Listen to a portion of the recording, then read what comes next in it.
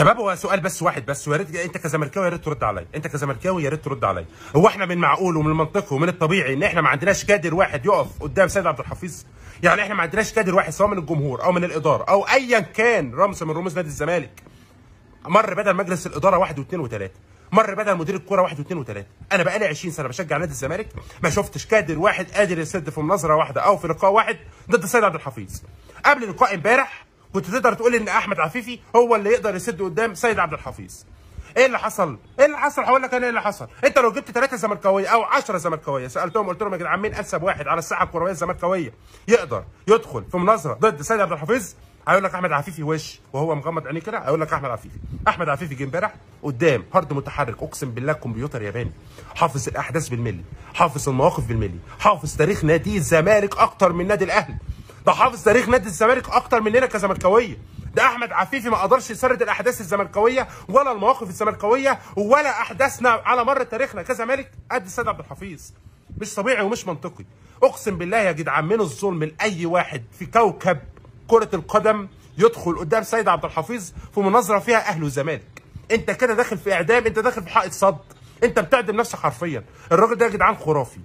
عشان كده الراجل ده مكروه مننا كزملكاويه. ليه بقى مكروه؟ لان الراجل ده بيمحي لك يعني ايه نظريه مؤامره، بيمحيها لك، بيشيلها لك وش. وهجيبها لك دلوقتي بالاحداث.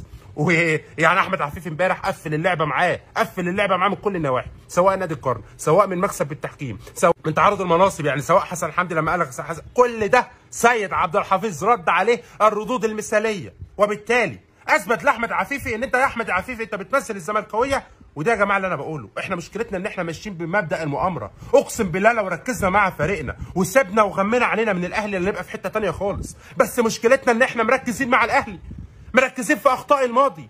طب يا اسطى وبعدين انت هتفضل تهري يعني انت هتفضل تهري كتير ليه؟ الاهلي وصل ل 13 افريقيا يا ابني، الاهلي بيدور دلوقتي بيقول لك ال 13 يا اهلي، وانت لسه في الخمسه من 2002.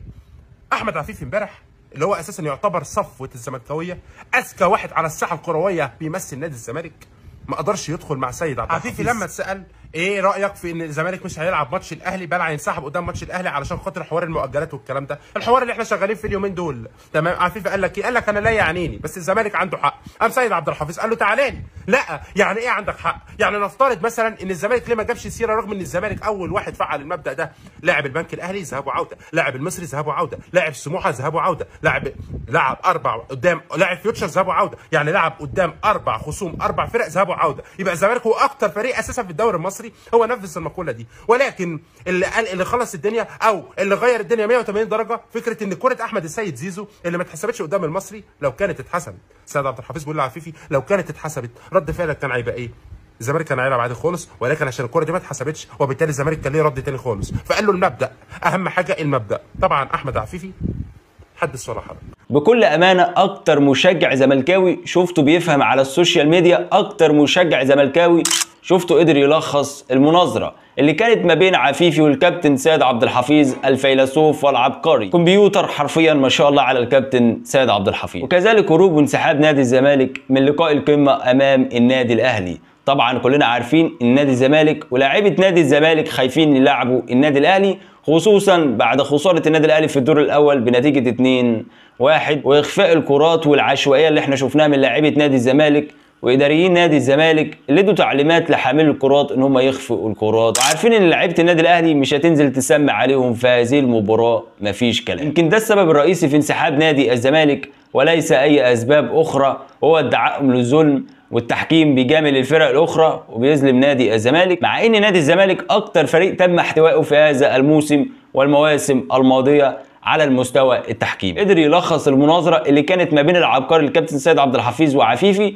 عفيفي في اليوم ده شرب اكثر من 3 لتر من المياه. انت متخيل عفيفي كل جمله او كل رد من الكابتن سيد عبد الحفيظ تلاقي عفيفي بيشرب كوب ميه، مش قادر يرد الراجل، يعني ريقه نشف كل شويه يشرب ميه. وده كان واضح لكل الجماهير المصريه سواء الاهلاويه او الزملكاويه. عفيفي ما قدرش يسد قصاد الكابتن سيد عبد الحفيظ، في ظل ان كل جمهور نادي الزمالك كان بيتوقع ان الوحيد اللي يقدر يسد قصاد الكابتن سيد عبد الحفيظ هو عفيفي، ولكن اكتشفنا ان مفيش حد في مصر يقدر يسد قصاد الكابتن سيد عبد الحفيظ اللي دماغه حرفيا كمبيوتر. ما شاء الله عليك يا كابتن سيد عبد الحفيظ.